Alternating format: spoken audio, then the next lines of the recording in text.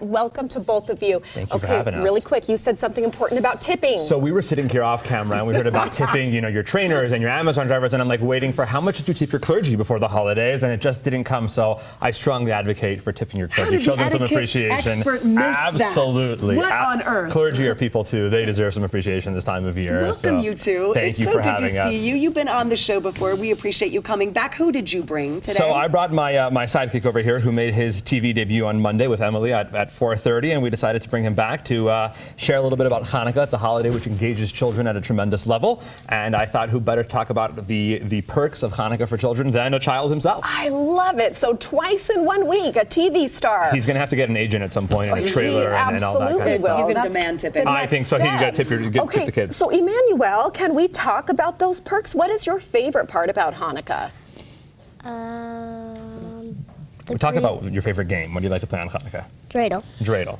So what is Dreidel, and how do you play? So Dreidel goes back to an old tradition that happened around the time of the story of Hanukkah, when the oppressing forces had banned the study of Torah. They didn't want the Jewish kids engaging with their faith. And so historically we're told the Jewish kids went out into the caves and the fields, and they brought little tops with them. And when these soldiers would come in and demand to know what they were doing, they would whip out these tops and dump their books and be like, oh, we're just playing with a top. And so traditionally now we have these Dreidels.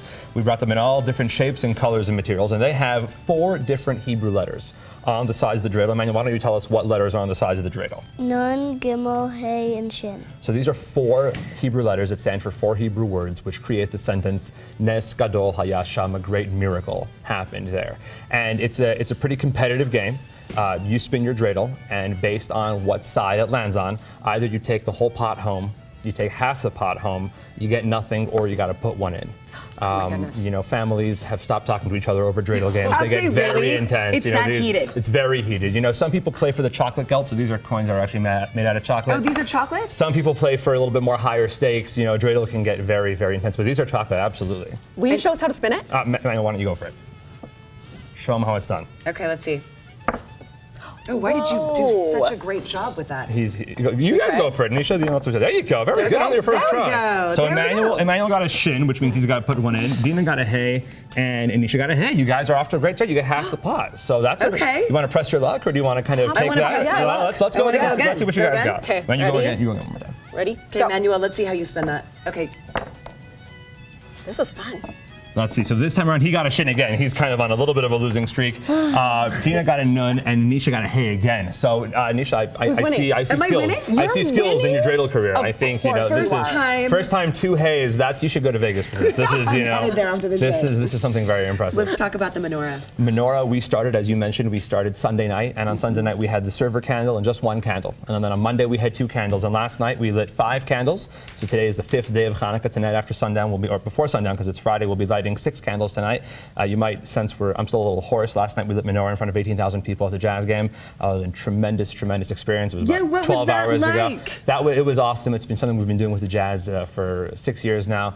And I went into the game telling everyone that the Jazz had never lost in front of the menorah. And at halftime they were down 6, and we lit the menorah at halftime, and I told everyone have faith, and they won by 8. So we're trying to think of ways to bring the menorah to every home game this year. Forget Hanukkah. We're just having the menorah. We're going to the Rose Bowl. We're going to the Super Bowl. We're traveling with our menorah. So it's the idea of adding light.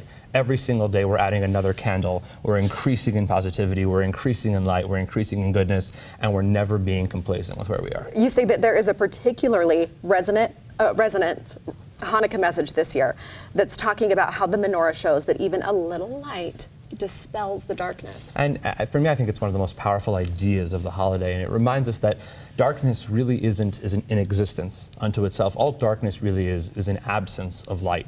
And all one really needs to do is light a very small flame to dispel so much darkness. And we see that on our menorah. It starts with 1 light, and that light grows. And for me, one of the most powerful metaphors of the candle is a candle is something which, when it gives of itself, it doesn't diminish at all. When 1 candle lights another, it's able to give of itself and remain fully intact and indeed grow through that experience. And I think around this time of year, it's a powerful message for all of us. Rabbi, why is it so important for you, no matter what religion you are, to spread the message of Hanukkah? I think that a lot of the messages of Hanukkah are extremely global. And I think that it doesn't just pertain to the Jewish faith. I think the ideas of light and positivity, overcoming everything, and having that resilience and that ability to power through that adversity and creating a more light-filled world is something which we can all really relate to. Rabbi Absolutely Zippel and beautiful. Emmanuel stopping by the show. You're busy, my friend. New baby coming up in just 2 weeks. We're excited. That's a project. He'll be the oldest That's of a New Year's three. project. We feel he's going to do the job Are really you well. excited for the new baby? Mm-hmm. Yeah. Yep, excited All right, for the new baby. let's spin these one more One more time.